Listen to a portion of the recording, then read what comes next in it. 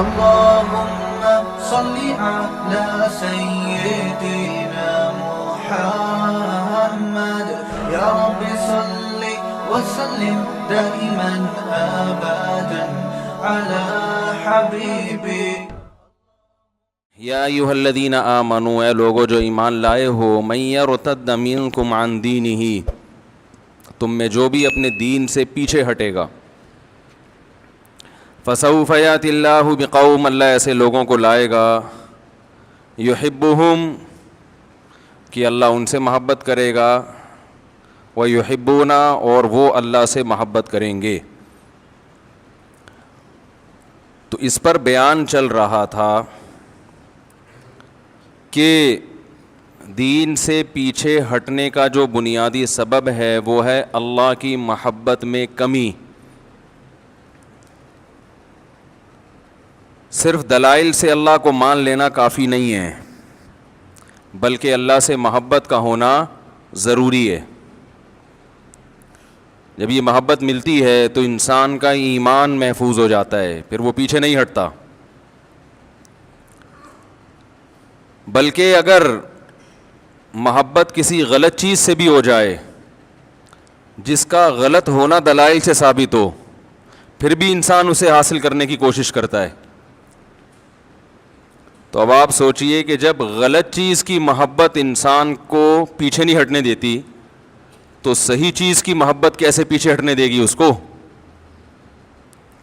لوگوں کو جو ناجائز عشق ہو جاتا ہے، یہ صحیح محبت ہے یا غلط ہے؟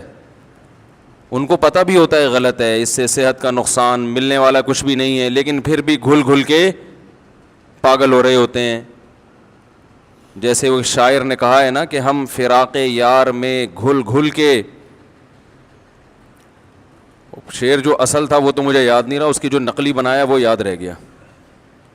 ہم فراق یار میں گھل گھل کے، کچھ اصل یہ تھا کہ دبلے ہو گئے. تو وہ شاعر نے اس کو چینج کر دیا کہ آج کل کے عاشق اللہ اس کے رسول کے عشق میں دبلے ہونے کے بجائے کھا کھا کے موٹے ہو رہے ہوتے ہیں. تو اس نے یوں کر دیا، ہم فراق یار میں، فراق یار کا مطلب یار کی جدائی، اللہ کی محبت، رسول کی محبت، اتنی محبت کے گھل گھل کے ہاتھی ہو گئے ہیں. انسان جب گھلتا ہے تو ہاتھی بھی سمٹ کے ہرن بن جاتا ہے، لیکن ہم اللہ کی محبت میں گھل گھل کے، بولو بھائی، ہاتھی ہو گئے. کہہ رہے اتنے گھلے رستم کے ساتھی ہو گئے. رستم پہلوان اور بھولو پہلوان اب آپ کو دیکھ کے شرم محسوس کر رہے ہیں. تو یہ بھی اللہ اور اس کے رسول کی محبت کا ایک اسٹائل ہے کہ آپ رسول کے عشق میں کھاتے زیادہ ہیں. سمجھ رہے ہیں نا؟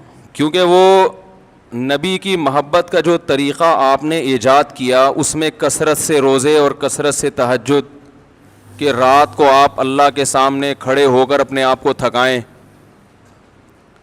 اس سے بھی انسان دبلا ہو جاتا ہے نا. کیا ہو گیا یار، کیا ہو گیا بھائی؟ اللہ کی محبت میں اپنے آپ کو آپ نے تھپکایا. بھائی پہلے ہی صحیح تھا یار، اس کو کیا چھڑ دیا آپ نے. الفلاحیہ کا قیامت کی بڑی بڑی علامات میں سے ایک علامت یہ ہے کہ الفلاحیہ کا اسپیکر صحیح ہو جائے گا. الفلاحیہ کا اسپیکر ٹھیک ہو جائے گا. بڑی بڑی علامات میں سے بہت بڑی بڑی علامتیں ہیں. کہ ایک علامت یہ آئی تھی کہ جنرل مشرف پہ مقدمہ چلے گا، قیامت کی بڑی علامت.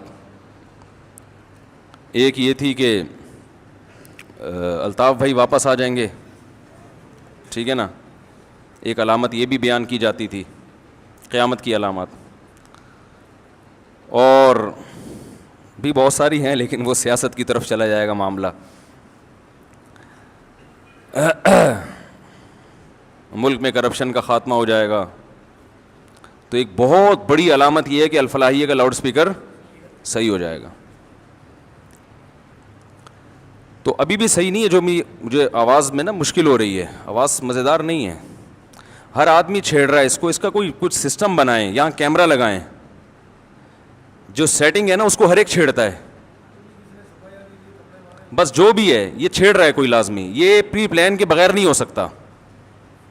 میں نے بہت اس میں اچھا گمان رکھا کہ نہیں یار نہیں ہوتا, جنات آ کے کرتے ہوں گے, ایسا نہیں ہے. یہ کوئی بندہ آ کے باقاعدہ چھیڑتا ہے اس کو. کوئی دشمنی ہوگی کسی کو ہم سے, کسی سے قرض لے کے ہم واپس نہیں کر رہے ہوں گے, کوئی چابی بنوائی ہوئی ہے کسی نے دوسری, میرا خیال ہے. یہ حقیقت بتا رہا ہوں, آپ اس کو مذاق نہ سمجھیں, کیونکہ ایسا ہو نہیں سکتا کہ بڑے بڑے ماہرین کو لے آئے ہم, انہوں نے ایک سیٹنگ ہوتی ہے فجر میں, وہ سیٹنگ آؤٹ ہوئی ہوئی ہوتی ہے. فجر کی تلاوت میں مجھے مزہ ہی نہیں آتا, وہ مائک خراب ہو چکا ہوتا ہے اس میں, کبھی گونج رہا ہے کبھی آواز کم ہے, اور ہر بیان میں نئے سرے سے سیٹنگ کرنی پڑتی ہے. تو کوئی بندہ ہے جو چھیڑ رہا ہے اس کو, اس نے چابی بنوائی بھی ہوگی, کیونکہ یہاں 8-10 سال پہلے کسی نے ایک چابی بنوائی بھی تھی, وہ اس نے لاکر سے پیسے نکالے, خیر پکڑا گیا پھر وہ. تو ایسا ہی کوئی بندہ ہوگا جو بنوائی بھی ہے, کچھ گڑبڑ کر رہا ہے اس کو. یہ سنجیدگی سے اس کو نوٹ کریں. آپ دیکھیں کہ جیسے ابھی جو سیٹنگ ہے نا اس کی تصویر کھینچیں اور دیکھیں اثر میں وہی سیٹنگ ہے یا نہیں ہے. کیمرے تو لگے ہوئے ہیں نا, اگر وہ آؤٹ ہے تو ہم کیمرے میں پھر دیکھیں گے کہ کون گھسا ہے اس میں, تو بٹن چھیڑا کس نے ہے. یہ جو جنات ہیں نا یہ نہیں کرتے کام. آپ کو پتہ ہے میں نے ایک دفعہ بیان میں یہ کہا تھا کہ ایک صاحب کہنے لگے ہمارے گھر میں کچھ الٹے سیدھے کام ہو رہے ہیں, لاکر کھلا ہوا ہوتا ہے, یہ ہوتا ہے, بہت دیکھ لیا کوئی. میں نے کہا اپنے ہی گھر کا کوئی چور ہے. وہ کہہ رہے نہیں ہمارے گھر میں کوئی ایسا نہیں ہے. میں نے کہا بھائی ایسا ہی ہے. تو میں نے کہا خفیہ کیمرہ لگاؤ, پتہ نہ چلے کہ کیمرہ لگایا ہے, تو یا تو وہ جن آنا چھوڑ دے گا یا وہ پکڑا جائے گا. کل کسی نے مجھے واٹس ایپ پہ ویڈیو بھیجی کہ گھر میں رات کو روزانہ نل کا کھلا ہوا ہوتا تھا. صبح جب گھر والے اٹھتے تو نل کا سے پانی بہ رہا ہوتا تھا. بہت دیکھ لیا بھائی یہ کون ہے جو رات کو نل کا جا کے کھولتا ہے. عاملوں کو فون کیا, انہوں نے کہا جنات کا کیس ہے اور یہ ہے, اور ہزاروں روپے اڑا دیے اس چکر میں. یا تو میرا بیان انہوں نے کہیں سنا کہ خفیہ کیمرہ لگائیں, یا ویسے ہی ان کے ذہن میں آیا کیمرہ لگایا, تو انہوں نے مجھے وہ کیمرے کی ویڈیو بھیجی کہ وہ جن پکڑا گیا. عاملوں نے سب نے یہی کہا کہ کیا ہے اثرات ہیں, کیونکہ ان بیچاروں کے پاس, میں نے بتایا تھا نا ایک حکیم کو پھوڑے کی بیماری کا علاج آتا تھا, پھنسی کا آتا ہی نہیں تھا. یہ کلپ بنائے عاملوں پہ, بہت دن ہو گئے عاملوں پہ بولا نہیں ہوں میں. تمام عاملوں نے, چاہے وہ دیوبندی تھے, بریلوی تھے, اہل حدیث تھے, جتنے بھی روحانی تھے نا, سب نے یہی کہا کہ جنات کا کیس ہے یہ سیدھا سیدھا. اور پڑھنے کو, اور وہ آتے ہیں نا سونگتے ہیں, یوں کرتے ہیں ایسے ٹوپی ڈرامے جیسے ان کو کوئی محسوس ہو رہا ہے, یہاں پہ آئیں گے کچھ اثرات محسوس ہو رہے ہیں. اس طرح کے ڈرامے چہرے کے ایکسپریشن سے اور باڈی لینگویج سے یہ شو کرتے ہیں کچھ ہے یہاں پہ. تو انہوں نے خفیہ کیمرہ لگایا تو دیکھا کہ رات کو چوہا آیا, اس نے بڑے تمیز سے نل کا کھولا, پانی بھی پیا اس نے, اور ٹب میں پانی جمع ہو کے نہا بھی رہا ہے کمبخت, بڑے آرام سے اس میں غسل. چوہا بہت ذہین جانور ہے, اس کو کہیں گرمی لگتی ہوگی, اس نے اندازہ لگا لیا. وہ اب اتنی سینس اس میں ہے نہیں کہ بھائی تو اس کو بند تو کر دے, کھولنا آتا ہے اس کو, بند کرنا نہیں آتا. خوب نہا دھو کے نکل لیا. وہ کسی کا دماغ بھی نہیں جا سکتا کہ چوہا آ کے نل کا کھولے گا, اس میں نہائے گا اور پھر چلتا ہوا جائے گا. اب وہ تو شکر ہے چوہے کے چلتے ہوئے کے نشانات نہیں تھے, ورنہ عامل بولتے کہ جنات چوہوں کی شکل میں آ رہے ہیں. حقیقت ہے یہ, دیکھو پنجے, تو بہت بڑا کوئی جن ہے. تو گھر میں خفیہ چوریاں ہو رہی ہیں نا, جن ون پہ نہ ڈالا کریں.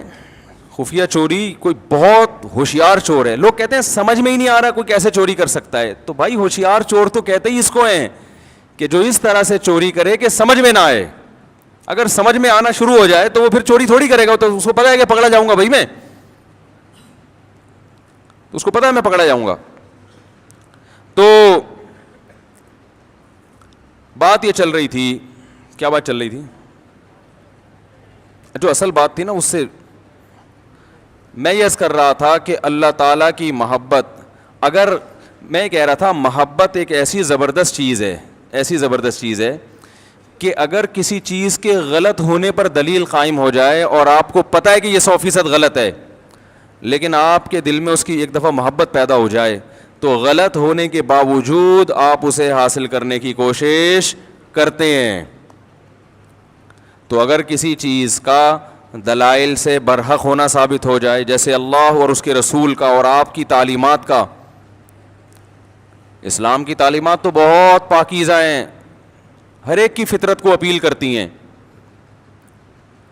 تو اگر کسی کا, یہ ایک بات یاد رکھو, اسلام کو شخصیتوں پہ نہ پرکھا کریں, سمجھ رہے ہیں نا, اسلام کو تھوڑا سیاست سے الگ رکھیں. اسلام میں سیاست ہے, سیاست میں اسلام نہیں ہے. اسلام میں سیاست بھی ہے مگر سیاست میں اسلام یہ نہیں ہے. کیونکہ میں بہت زیادہ لوگوں سے جو ہے نا وہ الٹی سیدھی, وہ جو میں نے ایک عمران خان کی تقریر پر حمایت کر دی تھی اس میں بہت سارے اپنے کٹ گئے. میں نے تقریر کی حمایت کی, اس میں بھی شروع میں اور آخر میں بڑی تمہید تھی کہ اس کو آپ کوئی سیاسی رخ نہ دیں, یہ کوئی JUI کی مخالفت نہ سمجھیں یا مسلم لیگ کی مخالفت نہ سمجھیں. ایک ملک کے وزیر اعظم نے اسپیچ کی ہے, میرے پاس اب خطوط آ رہے ہیں لوگوں کے, فون تو میں اٹھاتا بہت ہی کم ہوں, خطوط آ رہے ہیں کہ آپ ہمارے دل سے اتر گئے. مفتی صاحب میں آپ کا بہت بڑا فین تھا اور میں اب آپ میرے دل سے اتر گئے ہیں, مجھے جواب دیں کہ ایک یہودی کو آپ کیسے وہ کر رہے ہیں اور ایک فلانے کو آپ کیسے وہ کر رہے ہیں. تو میں جواب نہیں دے رہا کیونکہ مجھے پتا ہے جواب دوں گا پھر اس پہ ایک نیا خط آ جائے گا. اس لیے جواب نہیں دے رہا کہ آپ میں جواب کا تحمل نہیں ہے, برداشت نہیں ہے, برداشت نہیں ہے.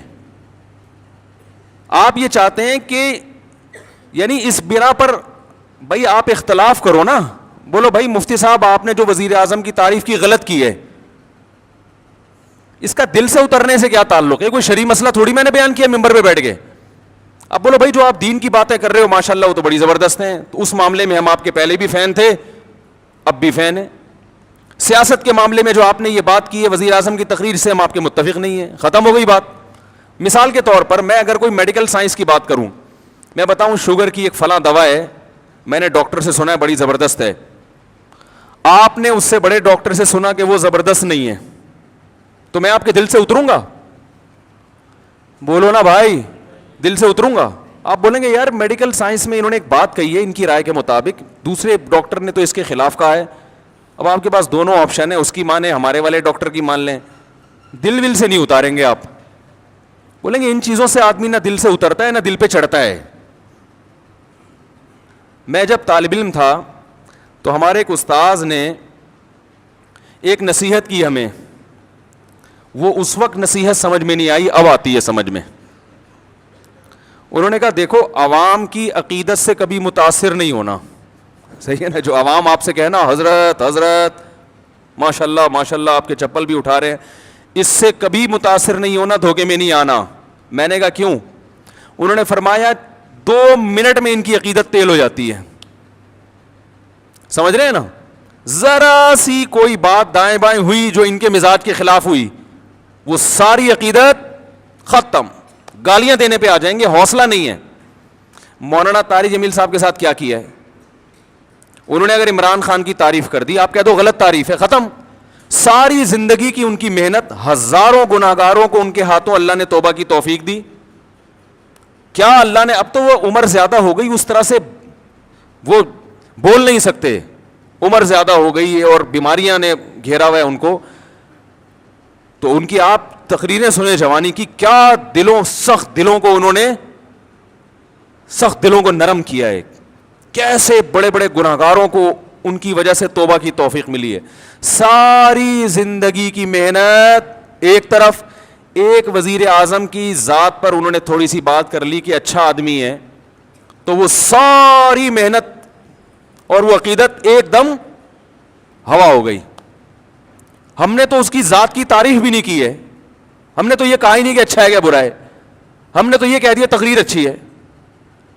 اس پہ خطوط آ رہے ہیں, آپ ہمارے دل سے اتر گئے. میں کوئی کہہ رہا ہے میں 8 سال سے سن رہا تھا, کوئی کہہ رہا ہے میں 15 سال سے سن رہا تھا, کوئی کہہ رہا ہے میں جناب آپ کو, میں تو ساری رات آپ کے بیان بیٹھ کے سنا کرتا تھا, سوتا نہیں تھا, لیکن آپ میرے دل سے ہمیشہ کے لیے اتر گئے ہیں. بھائی اتنا تو پھر آج اس بات پہ نہیں, کل کسی اور بات پہ اتر جائے گا, آپ اتر جاؤ گے آپ ٹریک سے.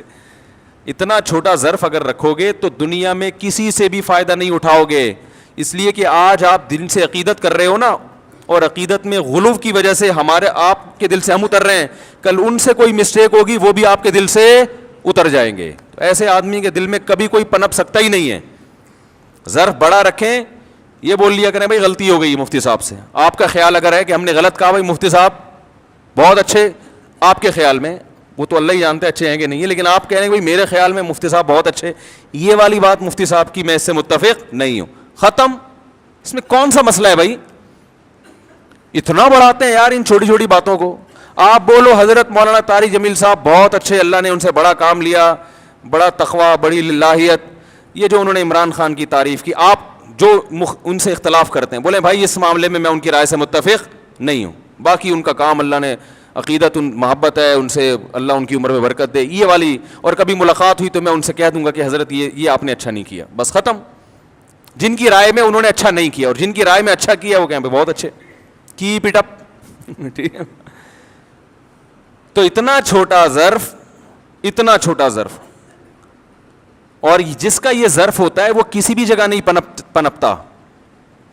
دیکھو رسول اللہ صلی اللہ علیہ وسلم نے ارشاد فرمایا, خواتین سے خطاب کیا کہ عورتیں جہنم میں مردوں سے زیادہ ہوں گی. خواتین نے پوچھا کیوں؟ اس حدیث میں تو ہے عورتیں زیادہ ہوں گی, دوسری حدیث میں آتا ہے جنت میں بھی عورتیں زیادہ ہوں گی, ایک اور حدیث ہے. یہ میں اس لیے کہہ رہا ہوں کہ خواتین ڈر جاتی ہیں کہ ہم یہاں بھی وہاں بھی ہمیں دعا کر کھو, یہ کیا مذاق ہے.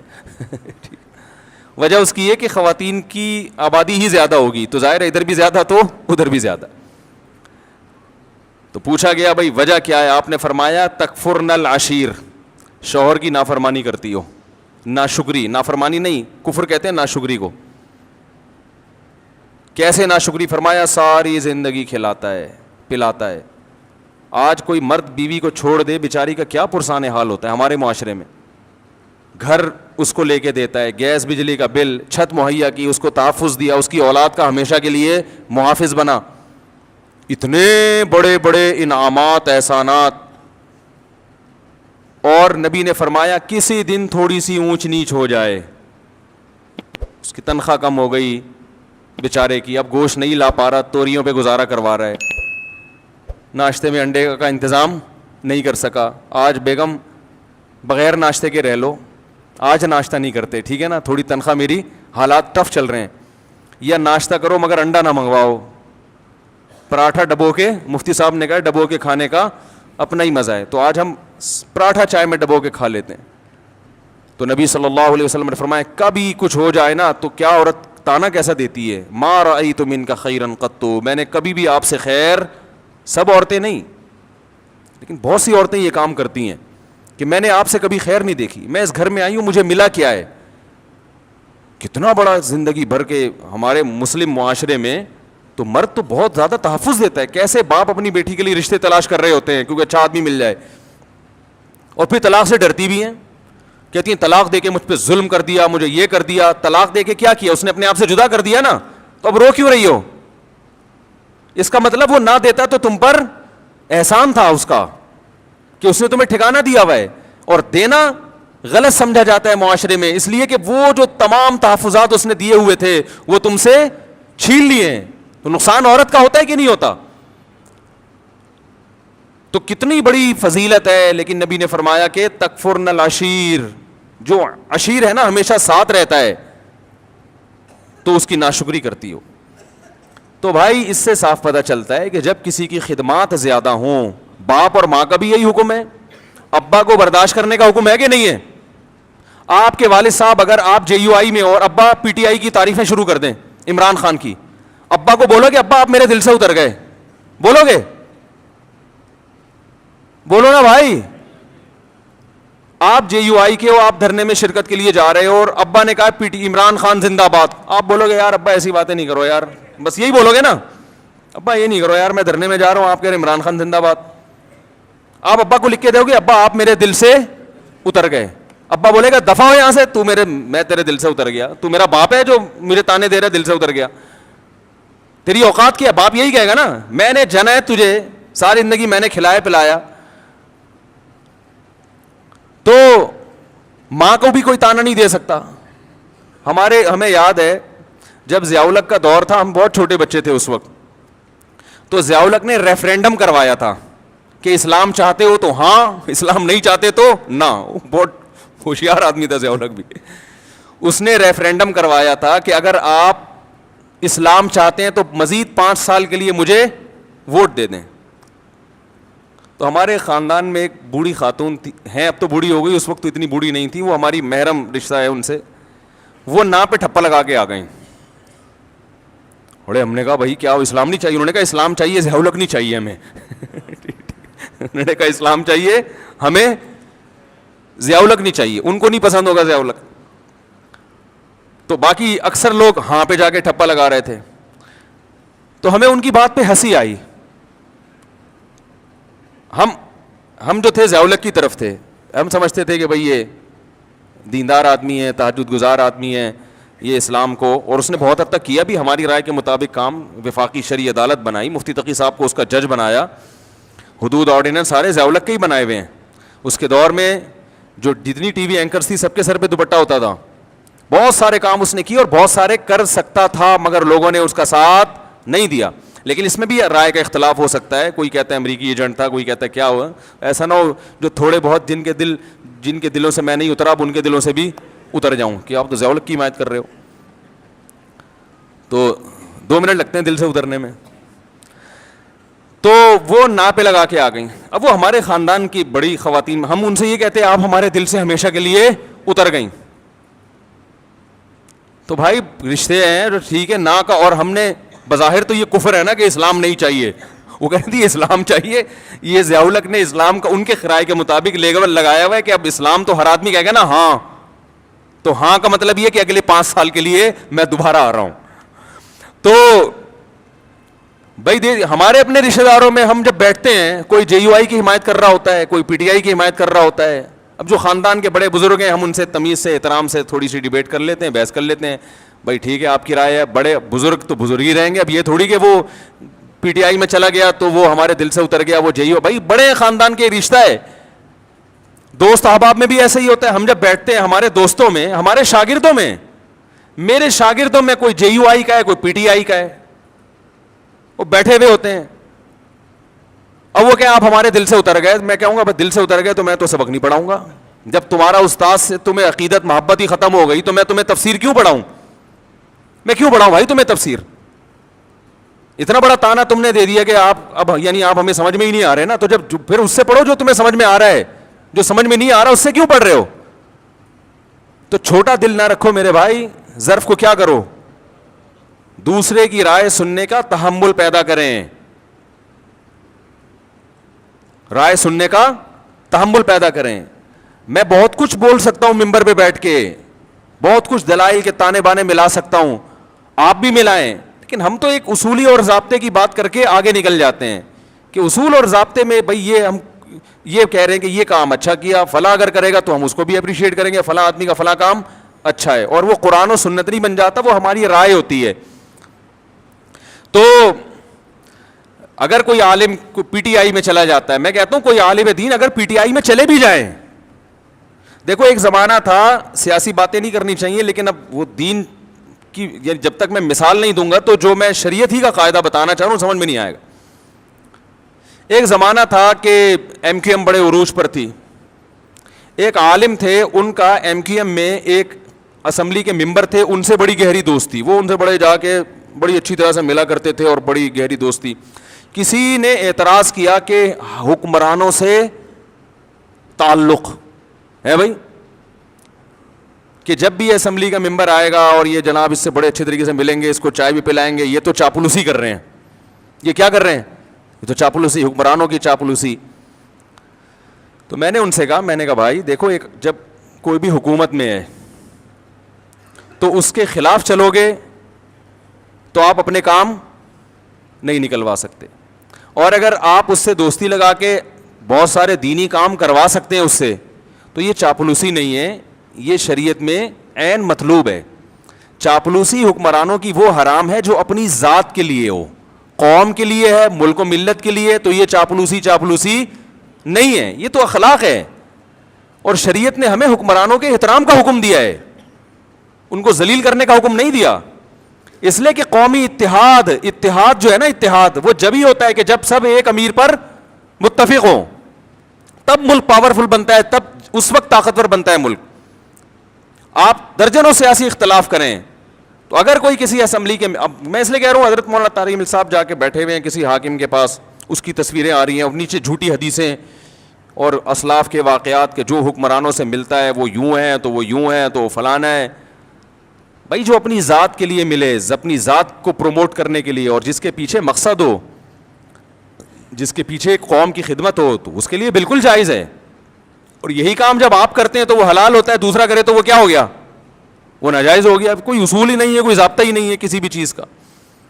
تو خلاصہ یہ نکلا کہ تھوڑا سا ظرف کو بڑا رکھیں, اختلاف رائے کا تحمل کریں کہ اس کی یہ رائے ہے, ہماری. دیکھو یہ ہمارے اکابر میں اس سے بھی بڑے بڑے اختلافات ہوئے ہیں. فلاں کو وزیر اعظم بننا چاہیے کہ نہیں بننا چاہیے, فلاں حقدار ہے یا نہیں, یہ کم درجے کا اختلاف ہے. کنٹری بننا چاہیے نیا یا نہیں بننا چاہیے, یہ زیادہ بڑا اختلاف ہے. کیا خیال ہے؟ جب ہندوستان کے دو ٹکڑے ہو رہے تھے, مولانا حسین احمد مدنی رحمہ اللہ تعالیٰ کی رائے یہ تھی کہ ہندوستان کو دو ٹکڑوں میں تقسیم, بولو بھائی, نہیں ہونا چاہیے. ان کی رائے تھی, یہ تھی, ان کے پاس اپنے دلائل تھے کہ زیادہ مسلمان انڈیا میں ہیں, یہاں تھوڑے ہیں. تو ایک پوری ان کے پاس ایک دلائل تھے. مولانا اشرف علی تھانوی رحمہ اللہ تعالی, مولانا ظفر احمد عثمانی رحمہ اللہ تعالی کی رائے یہ تھی کہ بننا چاہیے ملک. یہ بہت بڑا اختلاف تھا کہ نہیں تھا؟ بھائی کنٹری وجود میں آنا چاہیے کہ نہیں آنا چاہیے, یہ چھوٹا اختلاف نہیں تھا. مولانا حسین احمد مدنی وہ کہتے تھے ملک نہیں ٹوٹنا چاہیے, اس پہ وہ جلسے کر رہے تھے, دھرنے دے رہے تھے, بڑی تحریک چلائی تھی انہوں نے, پورا ایڑی چوٹی کا زور لگا لیا کہ ہندوستان کو نہیں ٹوٹنا چاہیے. لیکن مولانا تھانوی رحمۃ اللہ علیہ قائد اعظم سے باقاعدہ ملاقاتیں کر رہے تھے. مولانا ظفر احمد عثمانوی تھانوی قائد اعظم سے ملاقاتیں کر رہے تھے, ان کو اپریشیٹ کر رہے تھے کہ الگ ملک بنانا ہے ورنہ ہم ہندوستان میں پس جائیں گے. اور یہ دونوں ایک دوسرے کا اس قدر احترام کرتے تھے, اتنے شدید اختلاف کے باوجود, کہ آج تک ان کے شاگردوں میں آپ کو چپکلس نظر نہیں آئے گی. میرے شیخ حضرت مفتی رشید احمد صاحب رحمہ اللہ تعالی حضرت تھانوی کے سلسلے کے ہیں, اور ان کے نظریے سے متفق تھے کہ پاکستان بننا چاہیے. لیکن حضرت نے حدیث پڑھی مولانا حسین احمد مدنی سے, سمجھ رہے ہو, اس دور میں جب یہ اختلاف عروج پر تھا. بخاری پڑھی ہے کس سے؟ مولانا حسین مدنی سے. اتنے شدید اختلاف کے باوجود ہمارے حضرت فرماتے ہیں مجھے مولانا حسین احمد مدنی سے اتنی عقیدت تھی کہ میں درس میں ان کے قریب آ کے بیٹھا کرتا تھا, اور جہاں موقع ملتا ان کے پاؤں کے تلووں پہ اپنا ہاتھ لگاتا. ایک عشق کی حد تک محبت تھی نا, اتنی محبت. کتنا بڑا اختلاف, اس لیے کہ انہوں نے اس اختلاف کو آپس کی نفرتوں کا ذریعہ نہیں بنایا, آپس کی نفرتوں کا ذریعہ نہیں بنایا. مولانا تھانوی رحمہ اللہ تعالیٰ کو کسی نے فرمایا کہ ابو الکلام آزاد جو ہیں وہ پاکستان بننے کے قائل نہیں ہے, وہ آپ سے بحث کرنا چاہتے ہیں. ٹھیک ہے نا, وہ آپ سے بحث کرنا چاہتے ہیں.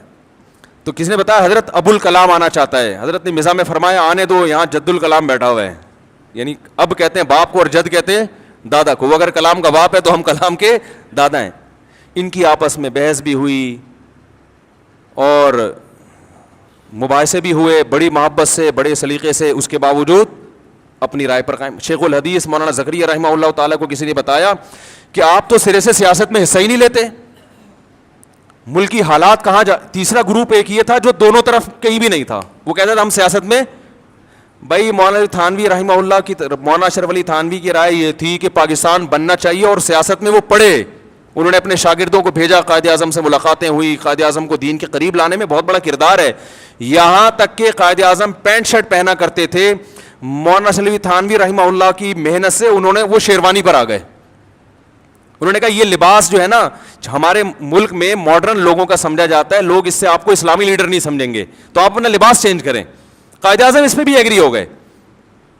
اور حکیم الامہ مولانا اشرف علی تھانوی قائد اعظم کی بہت, وہ کہتے تھے اس کے گیٹ اپ پہ نہ جاؤ, وہ کہتے تھے قائد اعظم ان کے گیٹ اپ پہ نہ جاؤ, یہ آدمی اندر سے مسلمان ہے.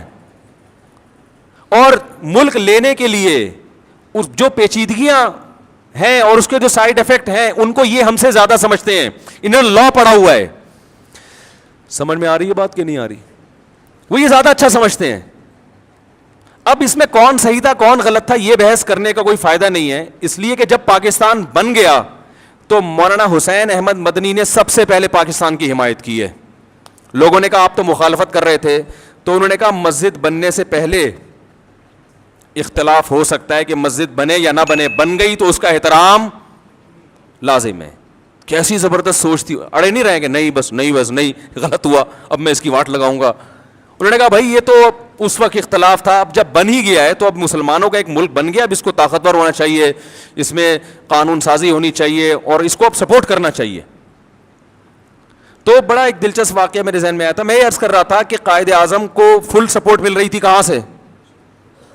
مولانا شریف تھانوی رحمہ اللہ تعالیٰ کی طرف سے, اور ادھر مولانا حسین احمد مدنی وہ سیاست میں وہ ان کے جلوس نکل رہے تھے, اور وہ تقریروں میں کہتے تھے مسلمانوں یہ دہلی کی جامع مسجد چھوڑ کر کہاں جا رہے ہو, یہ بابری مسجد چھوڑ کر کہاں جا رہے ہو, یہ تو تمہارے 1000 سال تم نے ہندوستان پہ حکومت کی ہے, یہ تو تمہارا ہے.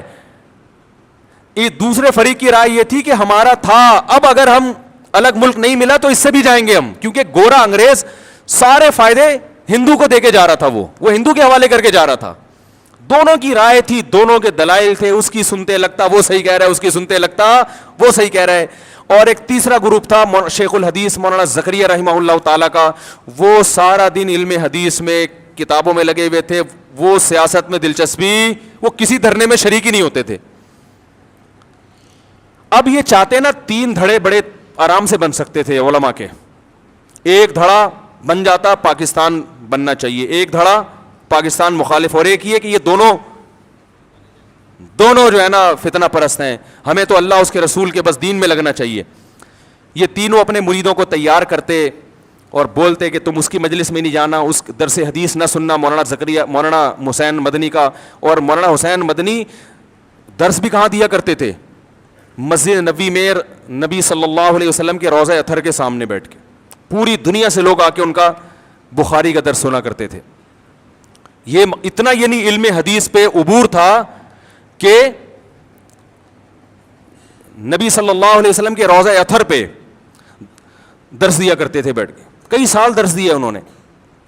تو اب یہ تینوں حضرات اگر اپنی نیچے عوام کی تربیت یوں کرتے, شیخ الحدیث مولانا زکریا رحمۃ اللہ علیہ کہتے ہیں نہ تھانویوں کے پاس جاؤ, ہیں ان کے پاس جب جا کے دیکھو کہ پاکستان بنے گا, بن کے رہے گا, پاکستان بن کے رہے گا. نہ مدنیوں کے پاس جانے کی ضرورت ہے, تم علماء ہو, تمہارا کام کیا ہے؟ حدیث پڑھو, قرآن پڑھو, فقہ پڑھو, یہ تمہارا کام ہے. قریب بھی ان کے پھٹکنے کی اجازت نہیں ہے. کیا خیال ہے بھائی؟ اور مدنی گروپ کہتا ہے کہ یہ مسلمانوں کو مروا رہے ہیں, یہ الگ ملک بنا کے یہ سارا ہندوؤں کے حوالے کر کے مروا رہے ہیں.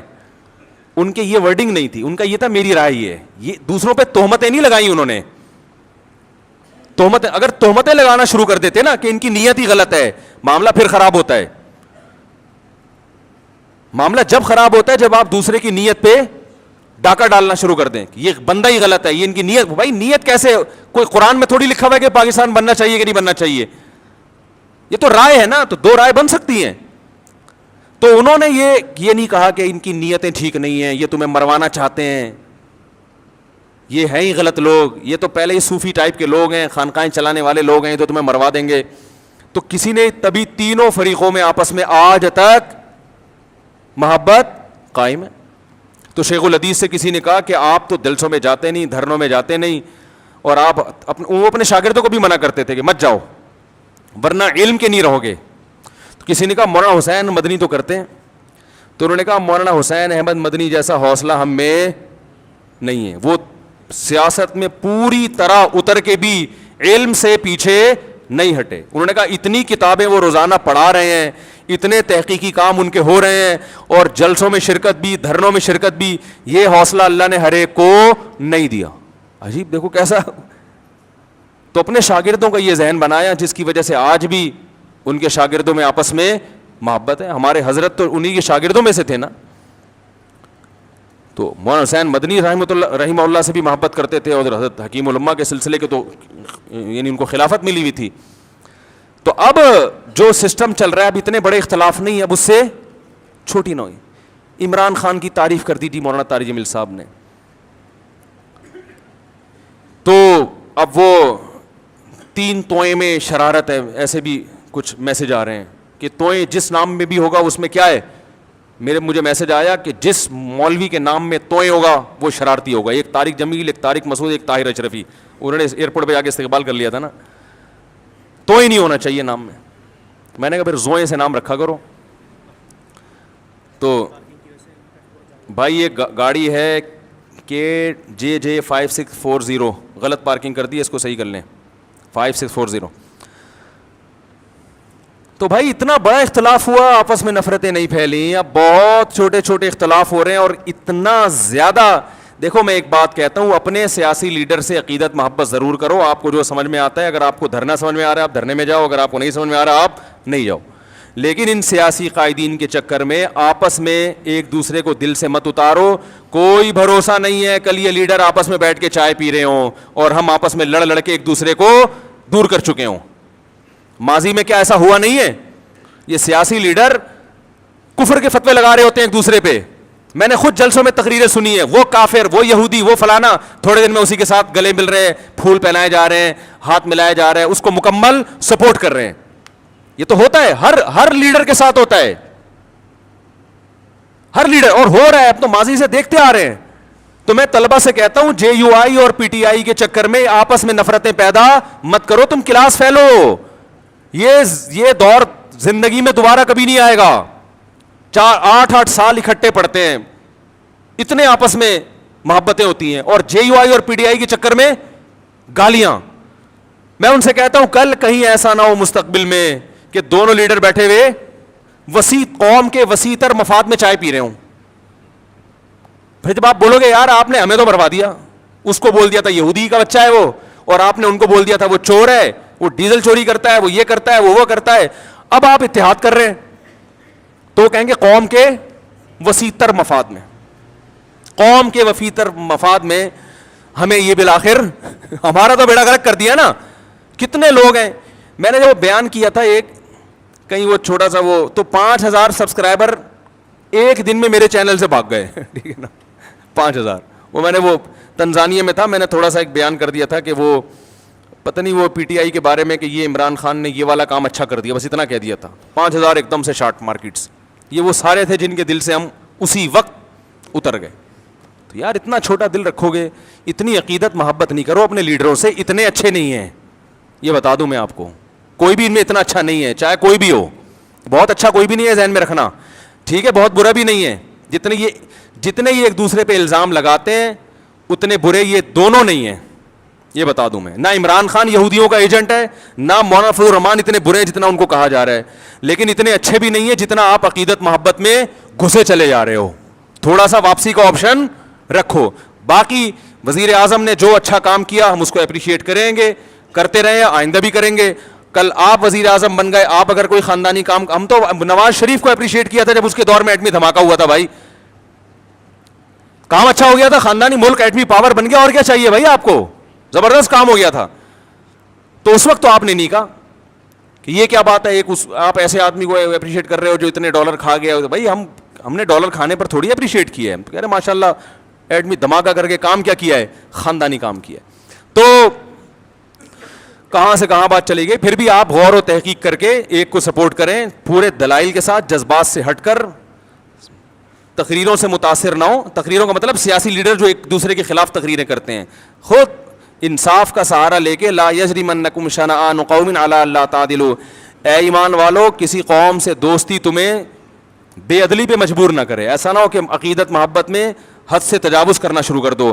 نبی صلی اللہ علیہ وسلم نے بعض کیسز میں یہودی کے حق میں فیصلہ کیا ہے, یہودی کے حق میں کہ اس میں یہودی ٹھیک ہے نا, اور بعض کیسز میں آپ نے یہودی کے خلاف بھی فیصلہ کیا ہے. تو بعض ممکن ہے کوئی یہودی ایجنٹ تو دور کی بات, یہودی ہو کے بھی برحق ہو, اور یہ بھی ممکن ہے کہ کوئی یہودی ہو کے یا یہودیوں کا ایجنٹ ہو کے حق سے ہٹتا چلا جا رہا ہو. تو جو صحیح بات ہے اس کو صحیح کہنا چاہیے, اور دلوں کے حالات اللہ جانتا ہے. کسی کے دل میں گھس کے فیصلہ کرنا, یہ یوں کر رہا ہے تو یہ اس کی وجہ یہ ہے, تو یہ ہم ظاہر کو اس کے مکلف ہیں. تو کہاں سے کہاں بات چلی گئی. تو میں یہ عرض کر رہا تھا کہ اللہ تعالیٰ نے ہمیں کیا حکم دیا کہ محبت, میں یہ عرض کر رہا تھا غلط چیز کی بھی محبت ہوتی ہے, تو انسان اس کے حصول کی کوشش میں لگ جاتا ہے. لوگوں کو چرس سے ہیروئن سے عشق ہو جاتا ہے اور ناجائز عشق ہو جاتے ہیں, ان کو پتہ ہے کہ صحت کے لیے نقصان دہ ہے, ملنے والا کچھ بھی نہیں ہے, پھر بھی پاگل ہو جاتے ہیں, صحتیں برباد کر دیتے ہیں. تو اب سوچو میرے بھائی, جس کے برحق ہونے کا یقین ہو انسان کو, دلائل سے اس کا برحق ہونا ثابت ہو گیا ہو, تو اس کی محبت جب دل میں بیٹھے گی تو پھر آپ کیسے پیچھے ہٹو گے. اس لیے علماء کہتے ہیں جو صوفیہ کرام ہے نا, جن کو آج کل بڑا لتاڑا جاتا ہے یہ صوفیہ ایسے ہوتے ہیں, انہوں نے صوفیہ کرام دیکھے ہی نہیں ہوتے, یہ کبھی کسی صوفی کے ساتھ رہے نہیں ہیں. انہوں نے وہ کچھ مزاروں پہ بیٹھے ہوئے جاہل صوفی دیکھے ہوتے ہیں اور اس کی بیس پر یہ صبح و شام کلپ بنا بنا کے صوفیہ کرام کے خلاف فتوے جھاڑتے رہتے ہیں.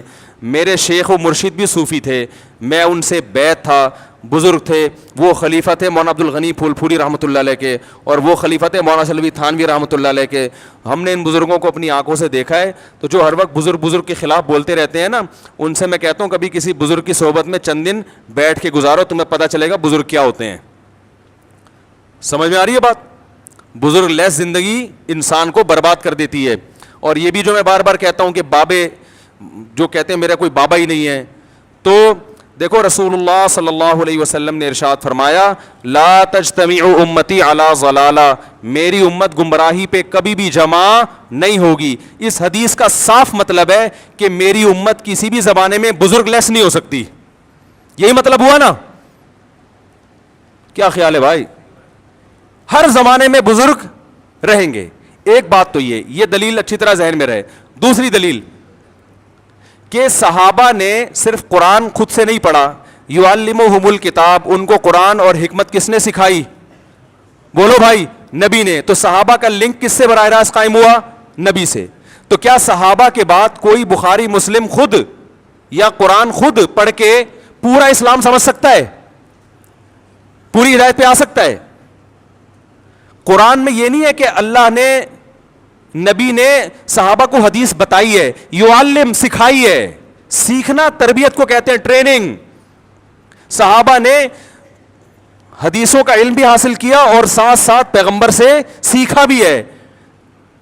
آج اگر کوئی کہتا ہے میں براہ راست پیغمبر سے سیکھتا ہوں, تو سوال پیدا ہوتا ہے وَيُعَلِّمُهُمُ الْكِتَابَ وَالْحِكْمَةَ, کہ نبی ان کو کتاب اور حکمت باقاعدہ سکھائیں گے. تو نبی کا کنیکشن صحابہ سے براہ راست ہوا ہے, تب صحابہ ہدایت پہ چلے ہیں. اور تابعین کا پھر کس سے ہوا؟ بولو نا بھائی, صحابہ سے. جب تابعین کا صحابہ سے ہوا, وہ بھی اس لیے کہ جب صحابہ براہ راست نہیں سیکھ سکتے تھے, ان کے لیے رجال چاہیے نا, رجل چاہیے, نبی. تو تابعین کو بھی رجال چاہیے کہ نہیں چاہیے؟ وہ رجال کون ہے؟ اب نبی تو نہیں رہے, نبی سے سیکھے ہوئے لوگ موجود ہیں, جن سے اب کون سیکھے گا؟ تابعین سیکھیں گے. اور انہوں نے سیکھا. تبھی تابعین کی جب بھی ہم سیرت پڑھتے ہیں, فلاں کی اتنے سال صحبت اٹھائی, فلاں کے پاس اتنے سال رہے, ورنہ وہ بھی حدیثوں کی کتاب جمع کر کے پڑھنا شروع کر دیتے. کسی کی صحبت میں رہنے کی ان کو کیا ضرورت تھی؟ پھر تابعین کے بعد تبع تابعین. یہ اہل حق کا جو سلسلہ ہے, روحانی باپ دادا ان کو کہا جاتا ہے, یہ سلسلہ قیامت تک چلتا رہے گا.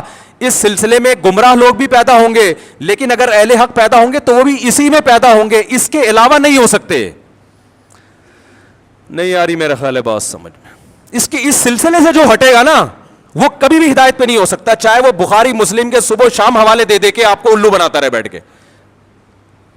اس کا مطلب وہ غلط تشریح کر رہے ہیں حدیثوں کی, وہ ہدایت پر نہیں ہے. اب میں ان گمراہ لوگوں سے مطالبہ کرتا ہوں کہ اپنے روحانی باپ دادا کا سلسلہ پیش کرو. وہ کہتے ہیں امام بخاری, وہ کہتے ہیں امام ترمذی, آج سے 1100-1200 سال پہلے چلے جاتے ہیں. اس کا مطلب یہ ہے کہ 1500 تقریباً 1200 سال سے امت بزرگ لیس چلی آ رہی ہے نا, جبکہ یہ صحیح حدیث کے, بولو بھائی, خلاف ہے. یہ تو حدیث میں تو بزرگ لیس امت ہوگی نہیں. سلسلہ میں آپ کو 10 دفعہ اپنا سلسلہ بتا سکتا ہوں الحمدللہ, کہ میں نے کن علماء سے علم حاصل کیا, حدیث کس سے پڑھی, حدیث کا سلسلہ محمد صلی اللہ علیہ وسلم تک پہنچاؤں گا, تفسیر کا سلسلہ محمد صلی اللہ علیہ وسلم تک پہنچاؤں گا. میں جو قرآن پڑھتا ہوں تجوید کے ساتھ, وہ سلسلہ نبی صلی اللہ علیہ وسلم تک پہنچاؤں گا. تزکیہ, قرآن نے کہا وَيُزَكِّيهِمْ, نبی ان کا تزکیہ بھی کریں گے. تزکیہ کا مطلب ایسی تربیت کرنا کہ ظاہر باطن پاک صاف ہو جائے, انسان بن جائے انسان. یہ تزکیہ میرا ہوا کہ نہیں ہوا یہ تو میں نہیں دعویٰ کرتا, لیکن تزکیہ کی کوشش ہم نے کن بزرگوں سے کی, ان بزرگوں کا سلسلہ, پھر ان کے بزرگ کون تھے, ان کے کون تھے, یہ میں محمد صلی اللہ علیہ وسلم تک پہنچا سکتا ہوں. تو ہم ان گمراہ لوگوں سے یہ کہتے ہیں کہ آپ ایک دم جو اٹھ کے آ گئے 15ویں صدی میں, اور آپ قرآن و حدیث کے نام پہ آپ کہتے ہیں فلاں بابا بھی ایسا, وہ فلاں بھی ایسا, وہ فلاں بھی ایسا. پھر ہم کہتے ہیں صحیح سچی مچی کے بابے کون ہیں وہ تو بتا دو نا. وہ کہتے ہیں سچی مچی کے امام بخاری ہیں. اس کا مطلب امام بخاری کے بعد یا تو پیدا نہیں ہوئے یا آپ ان کا نام بتانے سے شرما رہے ہو. ٹھیک ہے نا, کیونکہ جن بزرگوں کا آپ نام لوگے نا ان میں آپ کے باپ دادا نہیں آ رہے ہوں گے, حنفی آ رہے ہوں گے یا شافی آ رہے ہوں گے. صحیح ہے نا. ہندوستان میں جتنے بھی آئیں گے سارے بزرگ آگے جا کے حنفی, سب حنفی ہو جائیں گے. اور آپ کو لفظ حنفیت سے کیا ہے چھیڑے, آپ سارا دن انہی کے خلاف بولتے رہتے ہو, تو آپ ان کو اپنے کھاتے میں کیسے ڈالو گے آپ. یا کوئی ایسا آ رہا ہوگا جس کے نظریات سے آپ کے نظریات بالکل مختلف ہوں گے. تو یہ خوب یاد رکھیں کہ انسان ریسرچ کے قابل یا تحقیق کے قابل یا ہدایت میں جس کو فالو کیا جائے, اس کی سب سے پہلی شرط یہ ہے کہ وہ یہ بتائے کہ میں نے علم کس سے حاصل کیا, اور پھر جس سے حاصل کیا اس کا برحق ہونا کس لیے ثابت کرے اس نے کس سے, اس کا بابا کون تھا, اس کا بابا کون تھا. یہ بابوں کے بغیر آپ اس فہرست میں حدیث کی روشنی میں آ ہی نہیں سکتے جن کو ہدایت یافتہ کہا گیا ہے. نہیں یاری بات. تو یہ جو کہتے ہیں نا میں بابی نہیں ہوں, یہ خود اپنی گمراہی پہ مہر لگا رہے ہوتے ہیں. ہاں, بابوں کی there are two types of باباز, گمراہ اور اہل حق. تو آپ نے ہمارے والوں کو تو سب کو گمراہ قرار دے دیا, تو آپ اہل حق دکھائیں, ہم ان کو فالو کرنا شروع کر دیں گے. سمجھ رہے ہو نا. جیسے ہم غیر مسلموں سے کہتے ہیں کہ محمد صلی اللہ علیہ وسلم معاذ اللہ اگر جھوٹے ہیں, تو اللہ نے اپنے بندوں کو, اللہ براہ راست تو ہم کلام ہوتا نہیں ہے. وہ بھی غیر مسلم بھی اعتراض کرتے ہیں نا, نبی نے یہ کیا, نبی نے یہ کیا, نبی ایسے تھے, معاذ اللہ الزام لگاتے ہیں. ایک 9 سال کی بچی سے شادی کر لی, ہم اس کے دلائل دیتے ہیں بھائی یہ اس کلچر میں معیوب نہیں تھا اور اس کی کیا کیا حکمت, نہ یہ تو معاذ اللہ ایسے تھے. وہ بہت سارے اعتراضات کرتے ہیں. تو ہم کہتے ہیں گل ویلے دی تے پھل موسم دا. مختصر بات یہ کہ اللہ اپنے بندوں سے ہدایت جو دی ہے, یا تو اللہ کا بندوں سے کوئی لنک ہی نہیں ہے, اس نے پیدا کر کے چھوڑ دیا. یہ تو عقل نہیں مانے گی نا. خالق اور مخلوق کا رشتہ تو سب سے پہلے ہے. تو اللہ کن باتوں سے خوش ہوتا ہے, کن باتوں سے ناراض ہوتا ہے. اگر محمد صلی اللہ علیہ وسلم جھوٹے ہیں تو پھر سچا بتاؤ کون ہے بھائی, وہ بتا سکتے ہیں. وہ جو سچا لے کر آئیں گے نا ان کے خیال میں, اس پہ 20, اگر نبی پر ایک اعتراض ہوتا ہے تو اس پر 20 اعتراض ہو رہے ہوں گے. صحیح ہے نا. تو ہم کہتے ہیں بھائی اس سے پتہ چلتا ہے کہ اللہ نے محمد صلی اللہ علیہ وسلم کے علاوہ کسی کو پنپنے دیا ہی نہیں ہے. تو جن بزرگوں سے ہم نے علم حاصل کیا, دین حاصل کیا, انہی لوگوں نے ماضی میں خدمات سر انجام دی ہے, میدان جہاد میں بھی, تصوف کے میدان میں بھی, حدیث کی خدمت میں بھی, فقہ کی خدمت میں بھی, تفسیر میں بھی, تزکیہ میں بھی. انہی کی راتوں کی عبادتیں. میں اپنے شیخ کو جانتا ہوں, ہمارے شیخ حضرت مفتی رشید احمد صاحب رحمہ اللہ تعالی رات میں تہجد میں 5 رکعت تلاوت کیا کرتے تھے, اور اتنا روتے تھے اللہ کے خوف سے کہ حضرت نے دعا مانگی کہ اللہ میرا رونا بند کر دے, صحت کو نقصان ہو رہا ہے. سمجھ رہے ہیں. آج تو سب سے بڑا مسئلہ ہے اللہ کی محبت میں رونا نہیں آتا. ہمارے حضرت کو اتنا آتا تھا کہ اللہ سے دعا مانگی, اللہ میری یہ کیفیات بولو بھائی ختم کر دے. پھر ان کی تقریباً 20 سال صحیح بخاری پڑھائی ہے. اتنا بخاری پہ عبور تھا. بدعت کے بہت خلاف تھے, بہت زیادہ خلاف تھے بدعت کے. عقائد ایسے صاف ستھرے. ہم نے تو ان بزرگوں کو دیکھا ہے, لیکن نکالنے والے ان کی بھی کتابوں کو غلط توڑ موڑ کے کچھ بھی نکال کے ان کو بھی الزام لگا دیتے ہیں. اور ہم جب کہتے ہیں اس الزام کا جواب دینے کے لیے ہم تیار ہیں, سامنے بیٹھو, سامنے بیٹھنے کے لیے تیار, وہ کلپ بازی, ٹائم ویسٹنگ. تو یہ جو ہے نا بزرگ لیس معاشرہ, یہ اسلام کا معاشرہ نہیں ہے, قرآن و سنت کے بالکل خلاف ہے. سمجھ رہے کہ نہیں سمجھ رہے. تو آپ کو تربیت کرنی ہے, کسی اللہ والے سے تعلق قائم کرنا پڑے گا, جو آپ کا تزکیہ کرے, آپ کو تمیز سکھائے, سب سے پہلے آداب سکھائے, آپ کو محبت سکھائے, آپ کا ظرف بڑا کر دے کہ اختلاف رائے جب ہوتا ہے مسائل میں تو اس کو پیش کرنے کا کیا طریقہ ہوتا ہے. میں سمجھا پا رہا ہوں اپنی بات. تو ہم نے جن بزرگوں کو دیکھا, جن اکابر کو دیکھا, ہم نے ان میں اللہ کا خوف پایا. ہمارے حضرت رحمہ اللہ تعالیٰ کا تقوی ایسا مشہور تھا کہ ان کے بارے میں مشہور تھا کہ کوئی ایڑی چوٹی کا زور لگا دے, کوئی چیز اگر ناجائز ہے نا وہ ان سے کروا نہیں سکتا. جس چیز کا ثابت ہو گیا نا کہ یہ کیا ہے, غلط ہے شریعت میں. اور بہت سی چیزوں میں انہوں نے اپنے بزرگوں سے اختلاف بھی کیا ہے, وہ ہم بھی کرتے ہیں. ان کی رائے اگر بدل گئی تو انہوں نے کہا ٹھیک ہے, لیکن احترام کے ساتھ. انہوں نے فتوے نہیں لگائے. مفتی رشید احمد صاحب فرض نماز کے بعد اجتماعی دعا کو نہیں مانتے تھے, کہ اس کا کوئی ثبوت نہیں ہے. ان کے استاذ مانتے تھے, لیکن دونوں میں محبت, احترام. حضرت نے پورا رسالہ لکھ دیا کہ فرض نماز کے بعد اجتماعی دعا ثابت نہیں ہے, لیکن حضرت نے کلپ بنا کے عوام میں آگ, بولو بھائی, نہیں لگائی. تنزیہ جملے لکھ لکھ کے جو لوگ دعا مانگ رہے ہیں ان کو, ان کی نفرتیں کہ ان کو تو کچھ بھی نہیں آتا. ایک دفعہ ایک عالم آئے, بڑے عالم ہیں ملک کے, وہ آئے, انہوں نے نماز پڑھائی. حضرت نے ان سے کہا آپ نماز پڑھائیں. انہوں نے نماز کے بعد اجتماعی دعا مانگی. تو ہمارے ایک مرید, حضرت کے ایک مرید نے حضرت سے پوچھا کہ حضرت آپ تو کہتے ہیں یہ بدعت ہے, یہ کیا ہے, فرض نماز کے بعد اجتماعی دعا کیا ہے, بدعت ہے, اور انہوں نے مانگی بھی ہے, اور دوسرا بدعتی کو تو امام بنانا ویسے بھی جائز نہیں ہے. تو انہوں نے فرمایا کہ بھائی ان کی اپنی تحقیق ہے, یہ وہ ان احادیث سے استدلال کرتے ہیں جس میں نماز کے بعد مطلق دعا کی فضیلت ہے, اور فی نفسی رفع الیدین بھی ثابت. انہوں نے 2-3 روایتیں ملا کے ایک مسئلہ نکال لیا ہے. تو ان کی تحقیق ہے, یہ کوئی ایسی بدعت تھوڑی جس کی وجہ سے کفر اور فسق کے فتوے لگانا شروع کر دیں ہم. کتنا اللہ نے علم دیا مگر دوسرے کی رائے کا احترام. آج آپ دیکھ لو, 4 کوئی حدیث معلوم ہو جائے نا, فوراً کلپ بنا کے سارے علماء کی توہین کرے گا. ان کو تو حدیث کا نہیں پتا, ان کو تو کچھ آتا نہیں ہے, ان کو تو کچھ آتا نہیں ہے. اور ان لوگوں کے جو مریدین ہیں وہ جتنا بابا پرست ہوتے ہیں, اپنے بابے کو جتنا فالو کرتے ہیں نا ہر چیز میں, اتنا ہم اپنے بابوں کو فالو نہیں کرتے. ہم تو بہت ساری چیزیں ایسی ہیں جو میں مفتی رشید احمد صاحب کی اتنی تعریفیں کر کے بھی ان کی ہر بات سے متفق نہیں تھے. ان کے ہر فتوے پہ ہم فتویٰ نہیں دیتے, لیکن احترام کرتے ہیں. بھائی ان کی رائے تھی, ہماری رائے ہے. تو اللہ کی محبت اگر آپ کو ملے گی نا, پھر صحیح راستہ پتہ چلے گا. اور اللہ کی محبت کہاں سے ملتی ہے, بولو بھائی, اہل اللہ کی صحبت سے ملتی ہے. تو بزرگوں سے تعلق قائم کرنا پڑے گا آپ کو, آپ کے باپ کو بھی کرنا پڑے گا. اس کے بغیر آپ کا دین خشک دین ہوگا, اس میں چاشنی نہیں ہوگی. حدیثوں کے نمبر آپ کو یاد ہو جائیں گے, رفع الیدین کے جھگڑے بہت اچھی طرح سے یاد ہو جائیں گے. آمین, ٹانگیں چوڑی ٹانگیں پتلی, رفع الیدین کرنا ہے, یہ بہت ماسٹر ہو جاؤ گے. لیکن نمازوں سے خشوع و خضوع ختم ہو جائے گا. آپ کہہ سکتے ہیں عرب میں تو یہ نہیں ہوتے بزرگ, وہاں بھی ہوتے ہیں, اصطلاح نہیں ہے بزرگ کی. بن باز بہت بڑے متقی پرہیزگار عالم تھے, انہوں نے کئی سال اپنے استاذ کی صحبت اٹھائی ہے, پھر وہ ان کے نائب بنے ہیں. اور ان کے جو خاص شاگرد تھے انہوں نے کئی سال ان کی صحبت اٹھائی ہے, پھر وہ ان کے نائب بنے ہیں. اصطلاحات میں تھوڑی پڑھنا چاہیے. بزرگ کو بزرگ کہہ دو, متقی کہہ دو, بابا کہہ دو, نیک کہہ دو, پیر و مرشد کہہ دو, کچھ بھی کہہ دو, ناموں میں نہیں رکھا. اصل تو حقیقت دیکھی جاتی ہے. تو جو بھی اللہ کی محبت پیدا کرنا چاہتا ہے اسے اللہ والوں سے تعلق قائم کرنا پڑے گا. اس کے بغیر اللہ کی محبت پیدا نہیں ہو سکتی.